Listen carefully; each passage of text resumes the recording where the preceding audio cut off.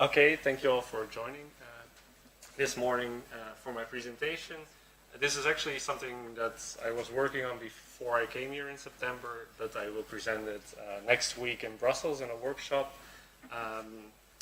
The workshop revolves around fiscal policy, news, uncertainty, and expectations. So very broad.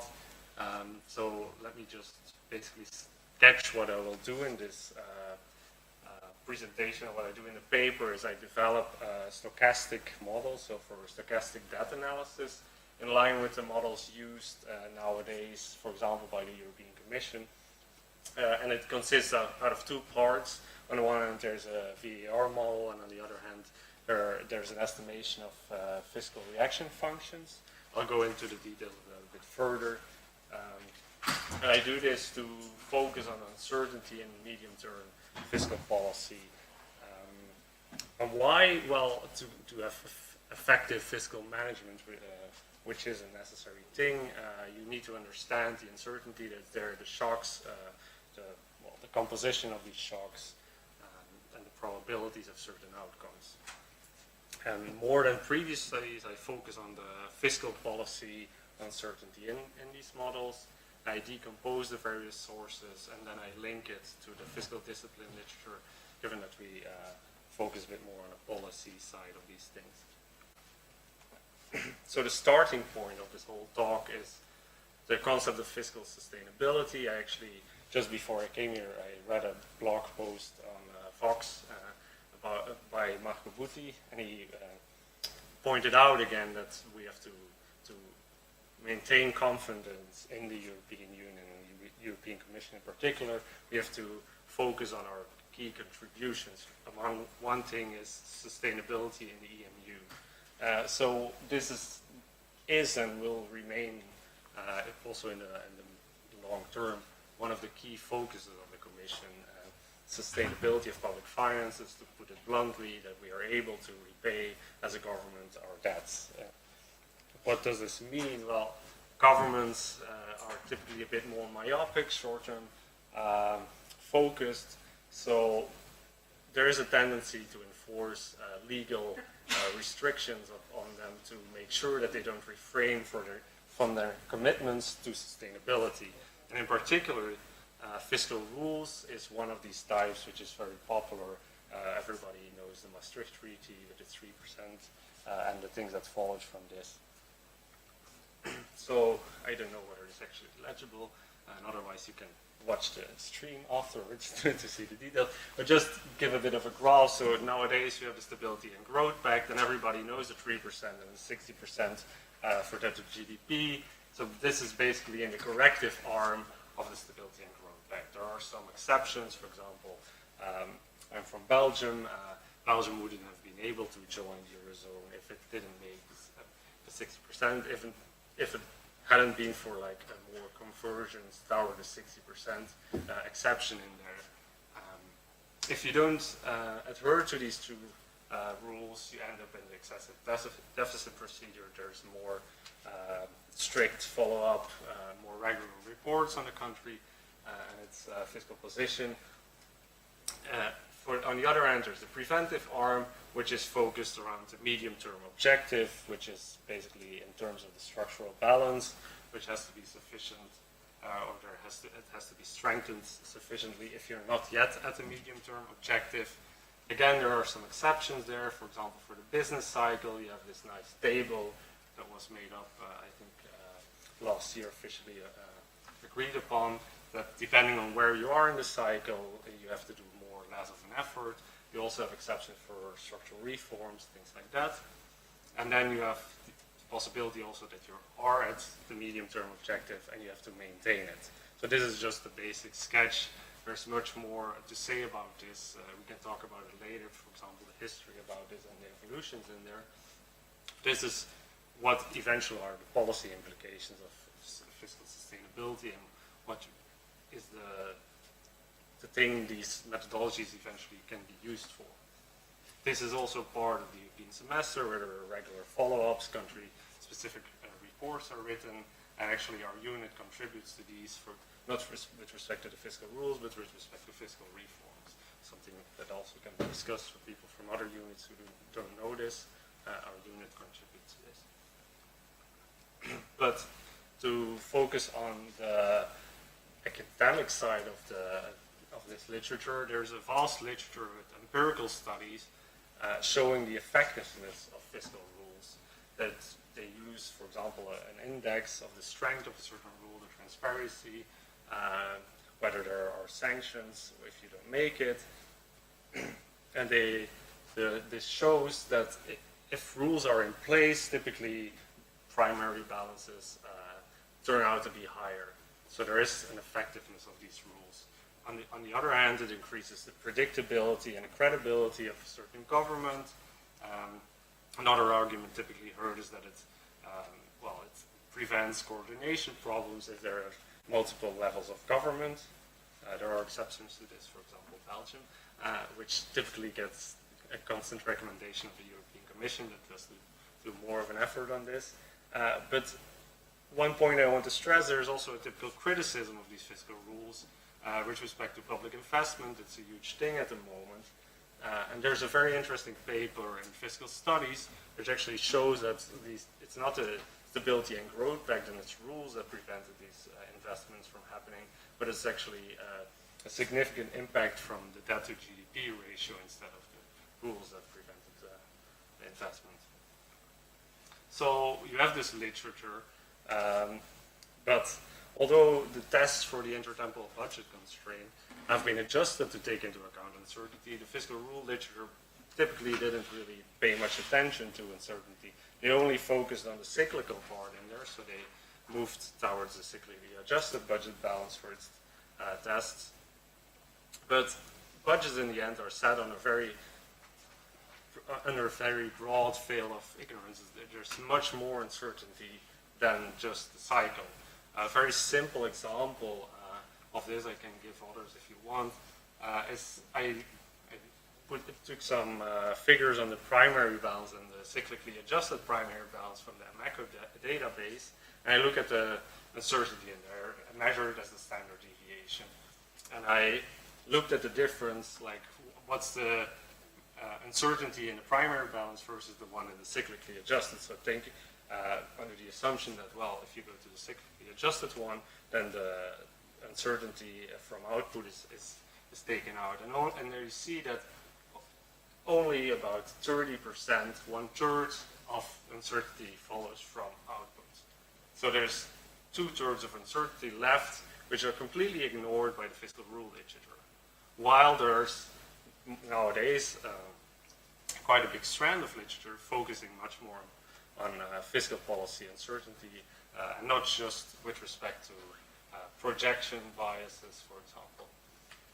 And just to name a few, there's a recent study that looks at the asymmetry in these fiscal shocks. For example, it looks at the UK and the US, showing that typically surges very quickly and then it gradually only declines again. So there's an asymmetry there that is observed.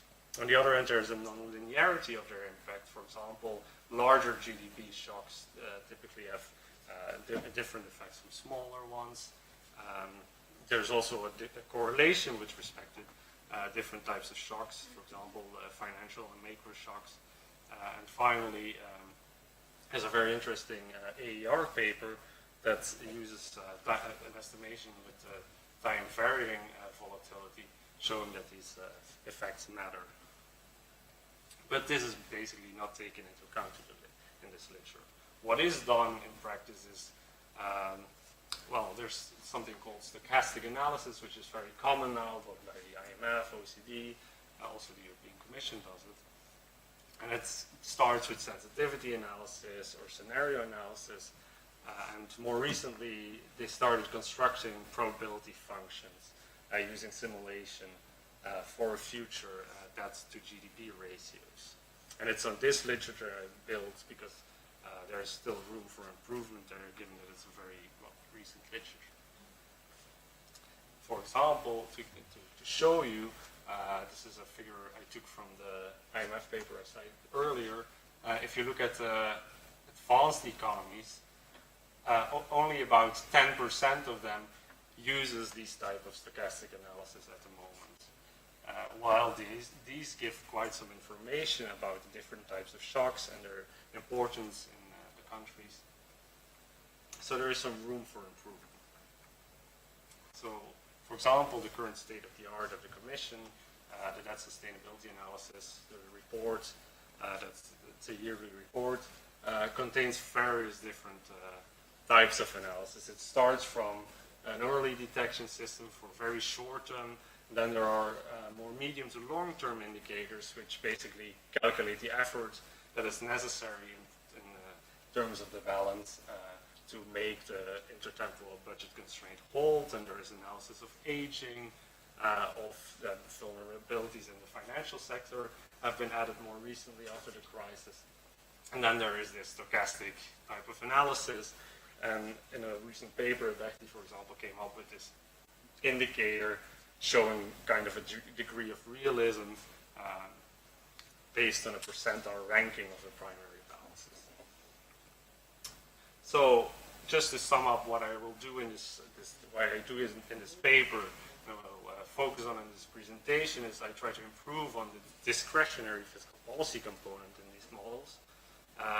And then I look at the implications of extending these type of models with respect to fiscal discipline, constructing measures of evaluating certain targets, and looking at the composition of these type of shocks. So, to get into the model, I think this is very interesting also for the people who want to contribute more to sustainability in the future. This is basically what is done in these type of models. It all starts from a very standard dynamic debt equation where you express this year's debt to GDP ratio as a function of its previous, as its lag, the primary balance, and a set of macro variables. So you have growth in there, you have the interest rate, inflation in there. But to characterize this and to solve this forward, you need, on the one hand, a set of macro variables, and on the other hand, a fiscal policy component expressed as a primary balance. And these are typically derived into separate models. So on the one hand, you have the non-fiscal determinants, and they typically follow from a VAR model. Just a VAR model with these variables, some exogenous variables are sometimes added depending on the applications. For example, if you do applications to developing countries, exchange rates are also very interesting to add in there. To get the structural shocks, you take a recursive version of this, and I do this using a Stochastic factorization. Just to very briefly sum up this macro component, because it's not the focus on the paper itself. Just to give you a very simple overview of the performance of this model is I plotted the root mean squared errors of this type of model with respect to alternatives using a random walk, which obviously the model should do better in this, or a simple AER specification.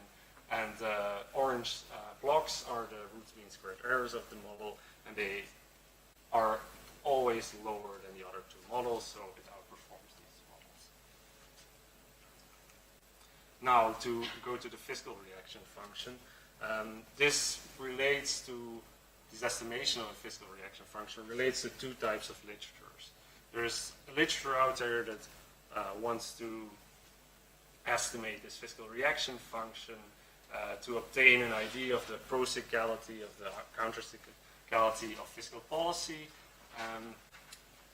On the other hand, there has also been a test developed for fiscal solvency by Bowen, and he argues under some strict assumptions that to show that your fiscal policy is solvent, your primary balance should react to the debt. So if your debt goes up, you should adjust your primary balance in the future to be solvent. And I went through these two strands of literature to to compose a fiscal reaction function specification and estimated this on an unbalanced panel within the EU. So it basically consists of the primary balance on a lag of it, then you have the lag debt to GDP ratio, the output cap, and a set of controls. Obviously, country effects, time effects are in there. So don't run away. It's a big table, but I'll focus on the most important results in there.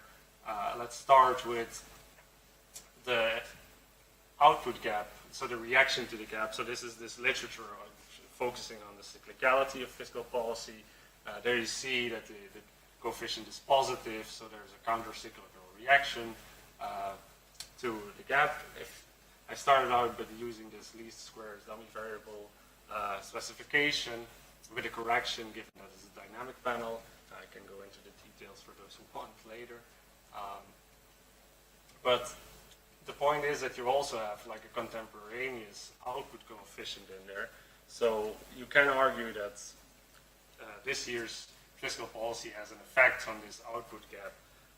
Therefore, you have to use instrumental variables to prevent heterogeneity. So it's actually better to just look at this column. You get a higher coefficient there. Then this is the coefficient on that is this fiscal solvency test. While before it was highly significant, now it becomes insignificant. It's basically zero. It's still positive. But as I show on the next slide, it doesn't mean that it doesn't matter at all. It's just also based on the sizes of the variable. It can be linked somewhat to the fact that if you control for the fiscal rules in place in the countries, the strength of these fiscal rules, you find a significant impact there. This is the effectiveness I mentioned before. So as the rules are stronger, are more transparent, your primary balance is typically reactive. And you find a quite high coefficient in there as well. So to come back to that point, so let's start with the left graph. There I compare the different coefficients according to the estimation methods. For example, as I mentioned, the coefficient on the fiscal rule index is higher in the IV estimation, and the debt coefficient is quite small. But to see the impact of it, you have to, for example, what I did in the right graph is I just plugged in the average values into this estimation specification to see the actual impact it has on the primary balance. So if you do this for the full panel, you get this. But it's more interesting given that the rest of the presentation focuses on a set of countries to look at like the core European countries is the Western European countries, the older member states. And there you see that the dot for the debt rate is actually quite up, given that it's nominal values, its values, which make up this. And it differs obviously across countries. For example, in Belgium and Italy, the debt is higher, so the coefficient plays a higher role. So just to illustrate. To sum up the findings in these estimation of fiscal reaction functions, as I said before, we find a counter-cyclical effect. If you split up the sample with respect to core countries, then you see that the responsiveness there is actually larger. In addition, there's no conclusive evidence of fiscal drag, so the inflation doesn't really matter. And then finally, the effectiveness of the fiscal rules. And if you split up the estimation, so the primary balance with respect to revenues and primary spending, you can actually see that this effect mainly works through the revenues side. So the tables are all in paper. I also did the estimation for the cyclically adjusted primary balance to get, for example, for an application to the MTO, the cyclical balance, and to get an idea of the actual discretionary fiscal policy. There you see that the coefficient on the gap turns negative, so meaning that there is actually discretionary fiscal policy is found to be pro-cyclical, typically. And this is in accordance with previous literature. I also tested for fiscal fatigue, which is a bit of a hype at the moment. And there, fiscal fatigue basically means that as your debt that the effect of the debt rating or equation isn't linear. So that as your debt rate, there's a threshold, and at that point there's what's called fatigue, and the effect of it will decline again. I can't go to the table, and because I have a figure, I can show it later if you want. It's actually, I don't find any evidence, and if you plot the most significant specification, you actually see that the threshold that is, well, found to be the most significant is quite high, over 100% of GDP, and there's a very limited number of observations in this range, so that's why there's quite some doubt on whether this is a reasonable result. But in the end, the coefficients I find are very close to the ones used nowadays for the cyclically adjustment of balances. So, to go to the results with respect to the policy uncertainty. So, as I mentioned, policy uncertainty is a big thing. So, you have these two components of the model, and you can now solve it forwards. For example, if you plug in the expectations, you can get a line like this with respect to the debt to GDP ratio in the future. But that's not what I'm interested in this paper, right? And the aim of the paper is not making predictions. It's getting an idea of the different types of uncertainty and how much they matter. So what I do, I use the shocks derived using the structural VAR model to plug in shocks, and also for the macro components, and I also use the errors from the estimation of the fiscal reaction function to get an uncertainty component for fiscal policy. And then you get something like this, which is a fan chart, which gives an idea, when the darker the color, the more likely the outcome will be. Given that it's quite small, it's more interesting maybe to look at the kernel. So in the very short run, outcomes are very likely to be close to each other, but as you go further in the future, shocks can compound and you can get very diverse results. But in the end, you get a nice distribution of the possible results. And why does policy uncertainty matter? Well, here I showed a kernel for Belgium with respect to the changes in the debt rate. And if you do it without policy uncertainty, you get this. So the blue one is the simulated version, and the black dotted lines are the realized ones in the past. So as you include policy uncertainty, you get somewhat closer to the realized one. So you get a better insight of what's out there. And if you want to use it for eventual analysis, you want to get closer to reality. Then, again, to show the importance of this policy uncertainty component in there, look at the decomposition of the variance of Belgian debt. So that's the left-hand chart. There you see, so the orange color is the policy uncertainty, and in the short run, it actually makes up half of the uncertainty for the Belgian debt rate. While if you move further, other sources take over, but it's still quite a relevant part. It's not that it's very negligible. You can clearly see the components, and you can also make a comparison across countries, where you, for example, see that in Italy, the uncertainty in GDP plays a bigger role. In Belgium, inflation actually also plays quite a big role. Actually, I checked the statistics just before coming here, and Belgium at the moment has the highest inflation rate in the EU. And in Spain, I find that policy uncertainty is the most important component. So now, what can you do with this? Well, there have been various types of analysis of using these types of models. One of them is a type of value at risk measure, where you measure the measure gives an indication of the likely upward deviation and dispersion of the debt. I replicated this, but I personally don't think this is a very useful measure. What I think is more interesting is to actually look at the targets set in practice to get an idea of how likely it is that countries will make them.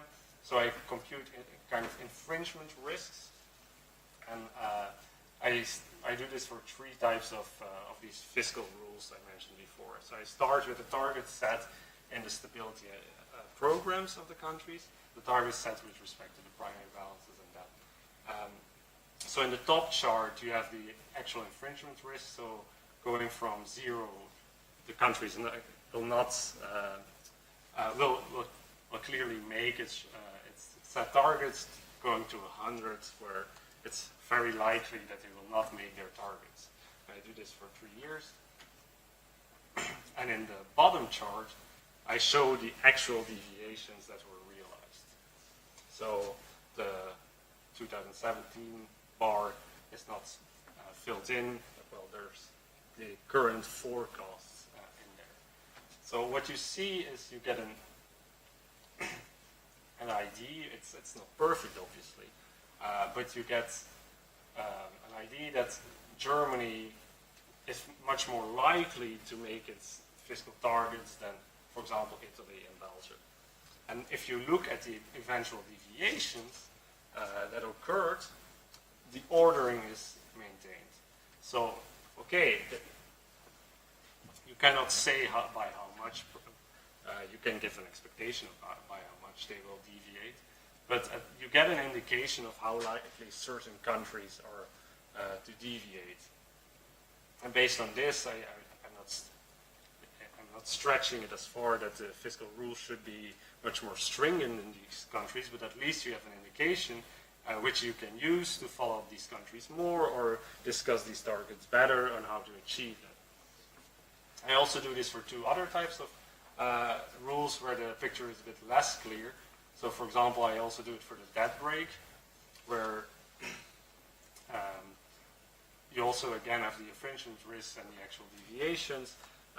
Germany is completely to the left side, given that, well, the debt break is calculated based on a 3-year basis, so the 2 previous years are also taken into account, and given that it performed very well, it made it much more likely, well, basically 100% that it will make it, while for the other countries, they already deviated quite a bit in the years before.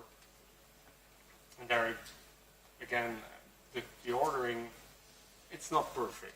You get a bit less clear picture, and the picture is even less clear if you go to the actual MTO adjustments required, which I also compute. But still, it gives an indication. For example, France is found to be much more likely to make it, and it's also found to be very close to the actual achievement of the targets.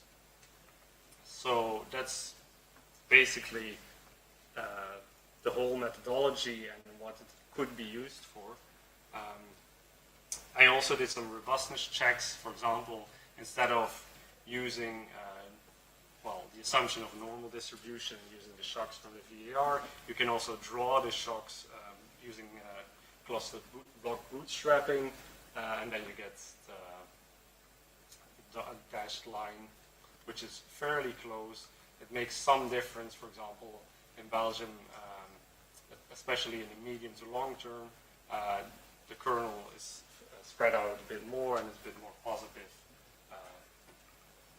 So to conclude, I use this model to do 2 things. I focus more on the fiscal policy reaction and the uncertainty in there next to the macroeconomic uncertainty. So I stress this importance of fiscal policy shocks, that in the future these can be extended further to take into account the results from this fiscal policy shock literature more. And I give a simple example of how it can be used.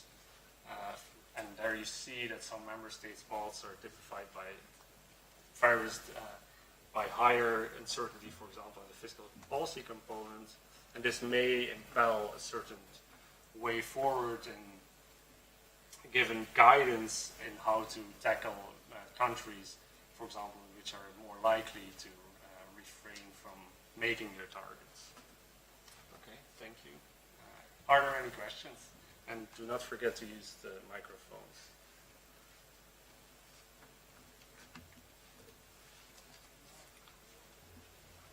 Yes?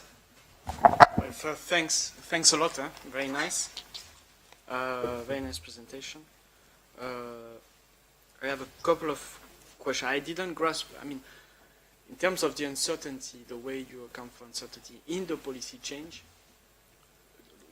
what is the way you do it? You do it as for the other determinant? You mean the fiscal policy? Yes. Yes, so I use the errors in the estimation. So you have the fiscal policy reaction function, Okay. and then I compute the errors and I draw from this.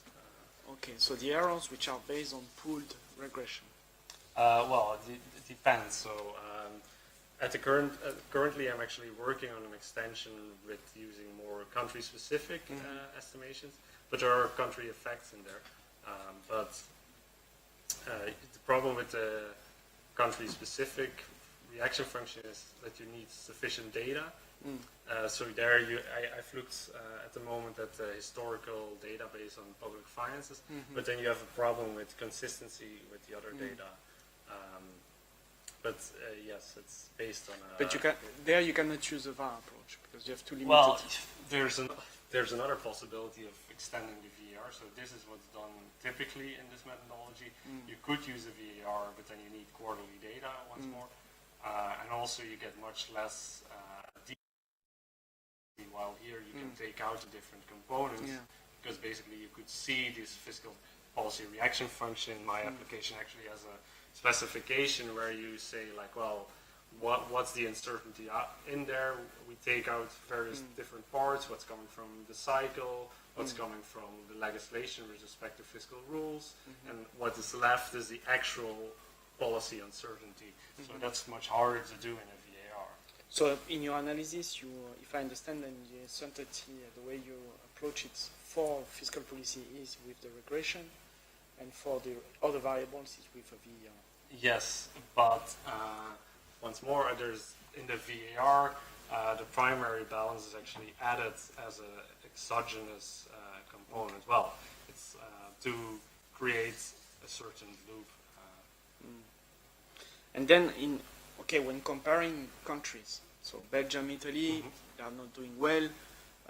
Germany is doing well. I didn't say that. But then what? So, but I suspect that the level of uncertainty is maybe higher in Italy and Belgium because, for instance, they have higher level of debt. So, the equivalent change in interest rate for Belgium, Italy, and Germany will have different consequences because their starting value debt is different. Yeah.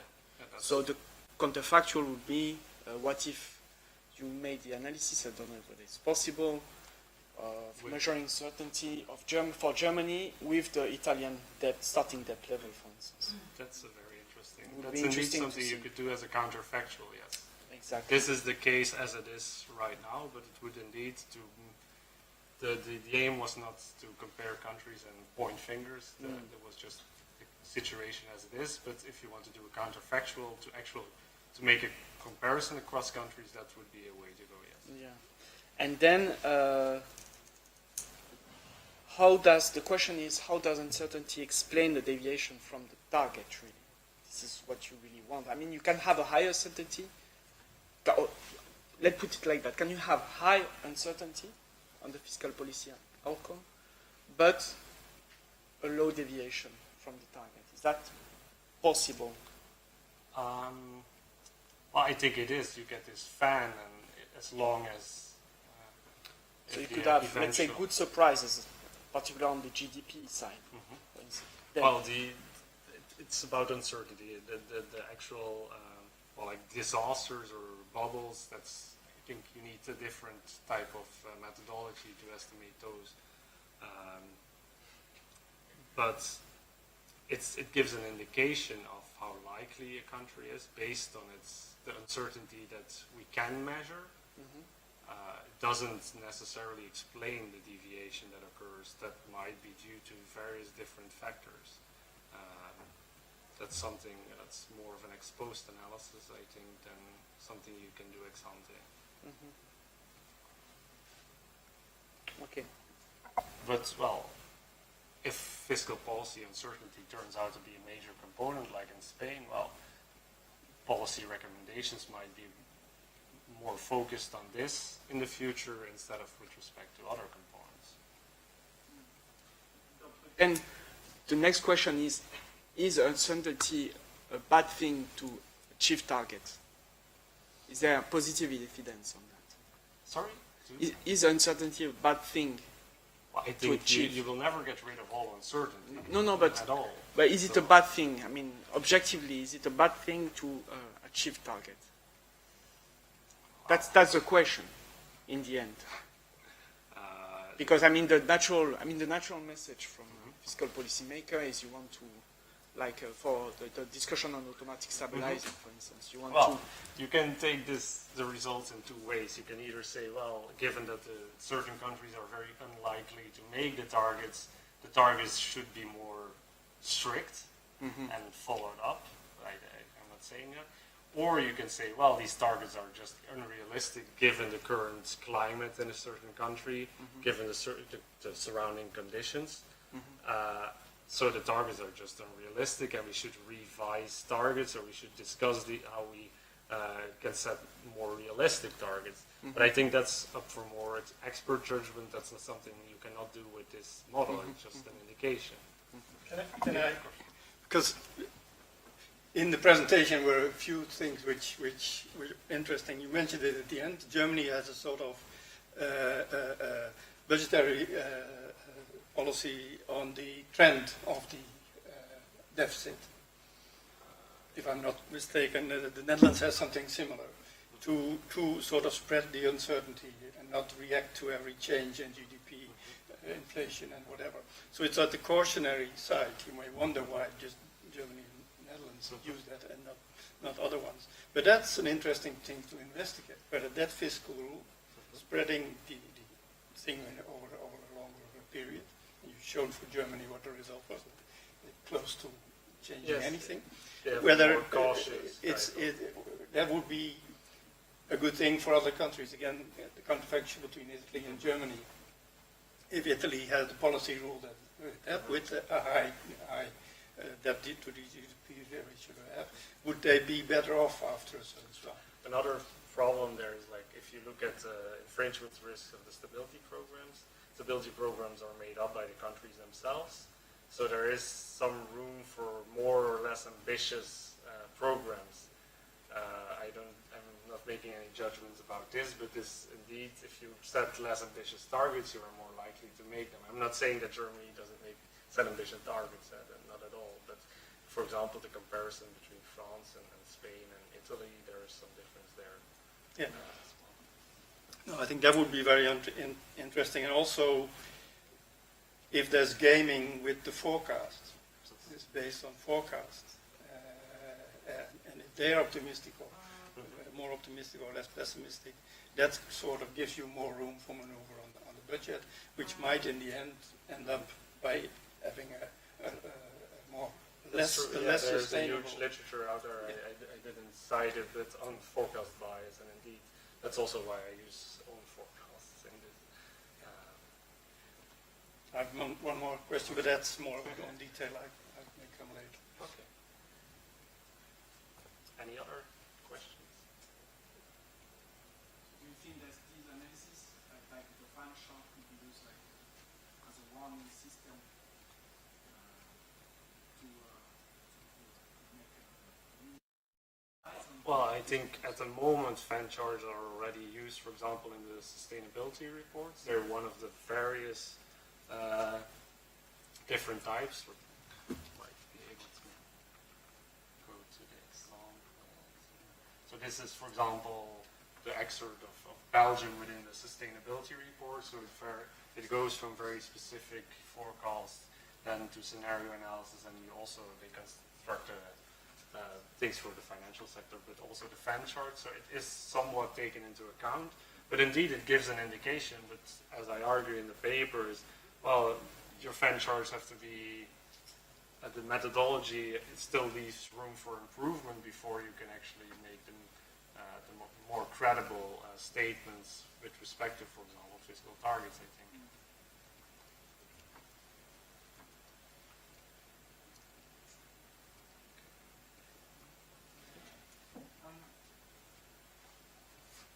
I'm not sure I can.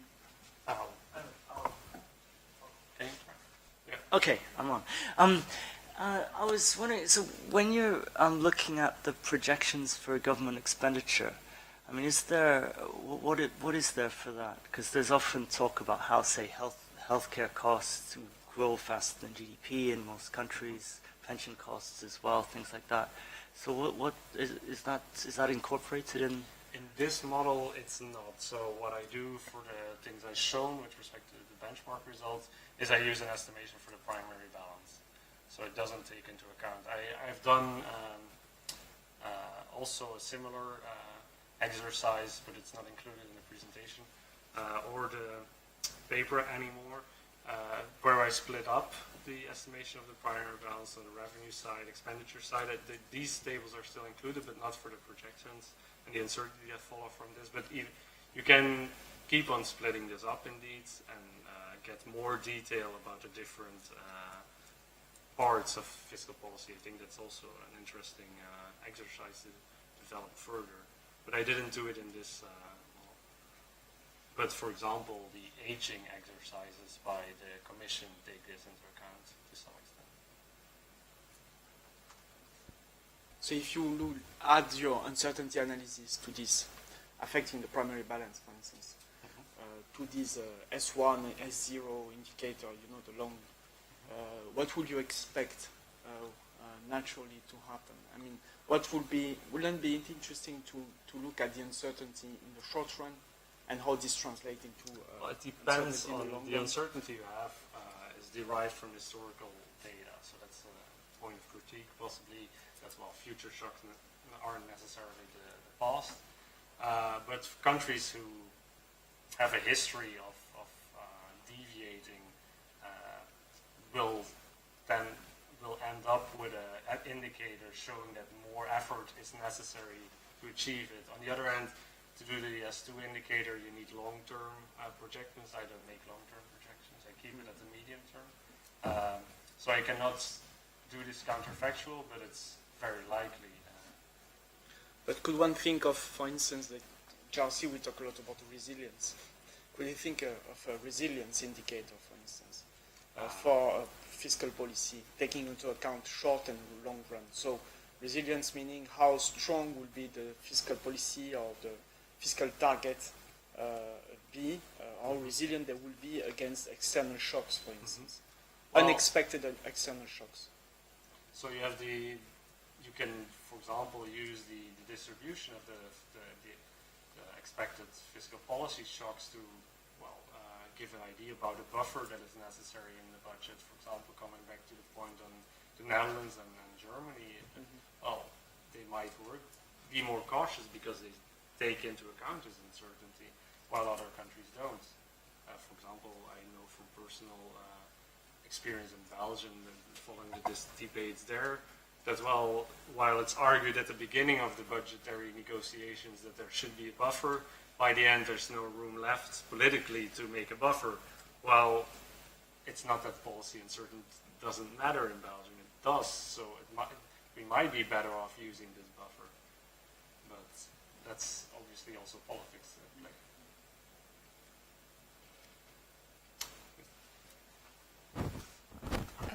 There's a country that is a quite obvious candidate for your analysis, which is Greece. So what would you expect in terms of uncertainty decomposition for Greece? So the application, given that the VAR is country specific, I didn't do it for Greece, also with respect to data limitations. But it's a very specific case. In the end, it will all depend, given the methodology I use on the history it has, If you find there that they have a very, well, their distribution of shocks is more to the negative, not making their targets, well, then they will end up having very high fiscal policy uncertainty.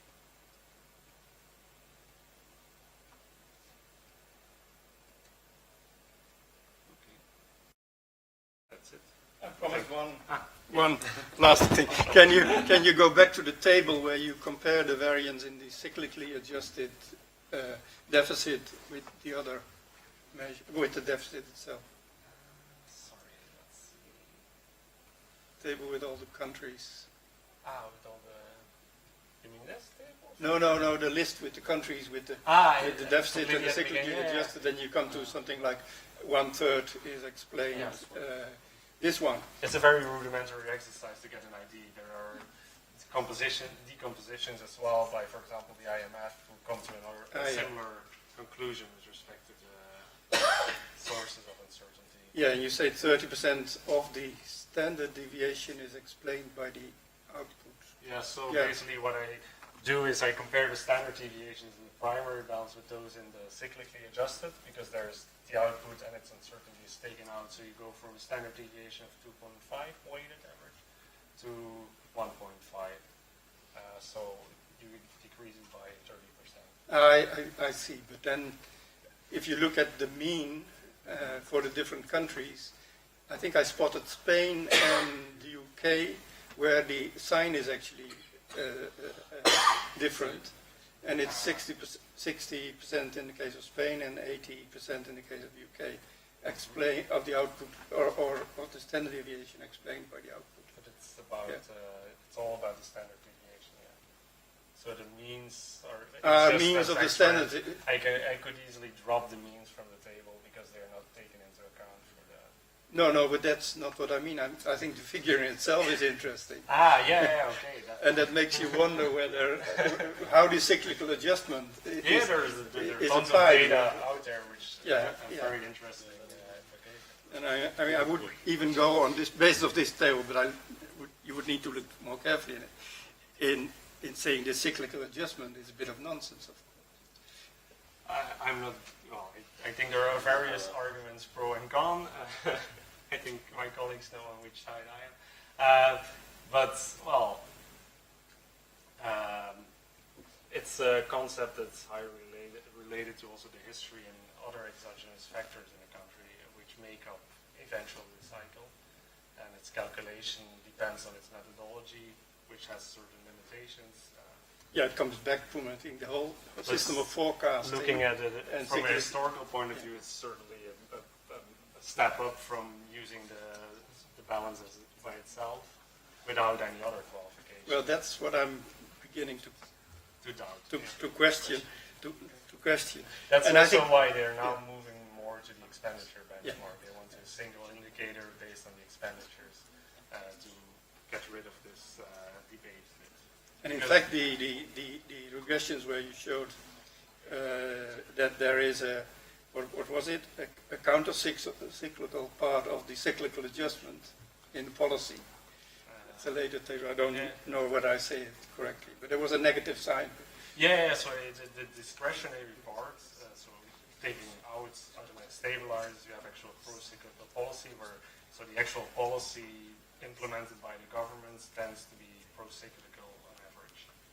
You see, that's what I find interesting, but then you need to look at the methods of cyclical adjustment. But I mentioned some papers. It's a very interesting literature on which it's very specific, interesting cases. Thanks. That's all. Okay. Thank you. Thank you.